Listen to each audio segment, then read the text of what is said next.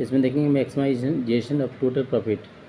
तो इसमें हम इसी तरह से निकालेंगे, प्रॉफिट को निकालते हैं, रेवेन्यू में से कॉस्ट को माइनस करके निकाल लेते हैं।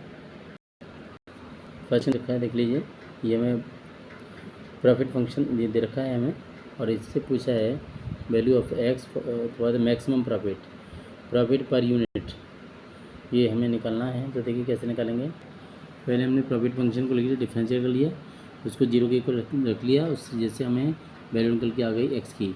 डबल डिफरेंशियल से हमें पता चल गया कि इसका आंसर नेगेटिव आ रहा है, तो इससे प्रॉफिट जो है मैक्सिमम होगा। लेकिन एक्स की किस वैल्यू पर मैक्सिमम होगा, 27 पर होगा। प्रॉफिट मैक्सिमम हुआ तो होगा कितना, ये 27 हमने इसमें पुट कर दिया इसमें प्रॉफिट फंक्शन में। तो 27 जैसे पुट किया तो हमारा आंसर आ गया, ये देखिए प्रॉफिट पुट करने से 10622, और इसमें प्राइस पर यूनिट पूछा है, इसलिए प्रॉफिट प्राइस पर यूनिट पूछा है, तो 27 से डिवाइड कर दिया तो 393.40 रुपीज़ इस तरह से हमारे निकल करके आते हैं। क्वेश्चन नंबर 3 में देखेंगे, ये डिमांड फंक्शन दे रखा है, कॉस्ट फंक्शन दे रखा है, ठीक। इसमें हमें मैक्सिमम प्रॉफिट के लिए हमें करना है। क्वेश्चन नंबर 3 में कॉस्ट फंक्शन और ये रेवेन्यू फंक्शन निकाला हमने एक्सपी से, ये हमारा आ गया रेवेन्यू फंक्शन। तो यानी कि प्रॉफिट कैसे निकलते, रेवेन्यू में से कॉस्ट फंक्शन को माइनस कर देते थे, तो हमारा इस तरह से प्रॉफिट निकल करके आ जाता है।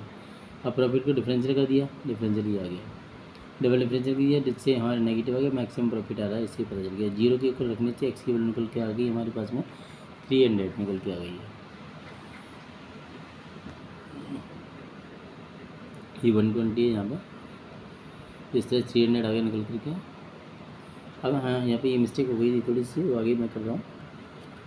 Corresponding selling price per unit, तो यानी कि हमने उसमें जो पी प्राइस दे रखा था उसमें हमने एक्स की वैल्यू 300 लगा दी, तो 90 रुपीज़ हमारे पास में निकल के आएगी। Total profit at this level कितना आ रहा है, तो हमने प्रॉफिट वाले फंक्शन में रख दिया, तो इस तरह से हमारा 17,800 प्रॉफिट निकल करके आ गया।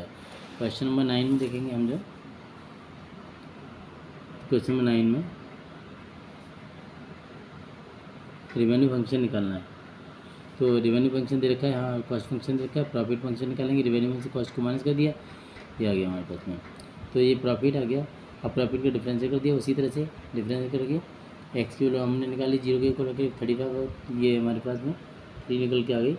इसको डबल डिफरेंशियल कर दिया, डबल डिफरेंशियल क्यों किया, मैक्सिमम और मिनिमम पता करने के लिए। तो डबल डिफरेंशियल करके हमने एक बार 3 रखे, देखेंगे तो मिनिमम नहीं, ये हमारा मैक्सिमम नहीं आ रहा है, लेकिन 35 रखने से मैक्सिमम प्रॉफिट आ रहा है। तो P A profit is maximum at x to 35, ये हमारे इस तरह से क्वेश्चन हो जाते हैं। और कोई क्वेश्चन की प्रॉब्लम है तो आप मुझे शेयर कर सकते हैं, तो चैनल को सब्सक्राइब कर लीजिए, लाइक कर लीजिए, कमेंट करिए अगर कोई प्रॉब्लम है तो। Okay, thank you.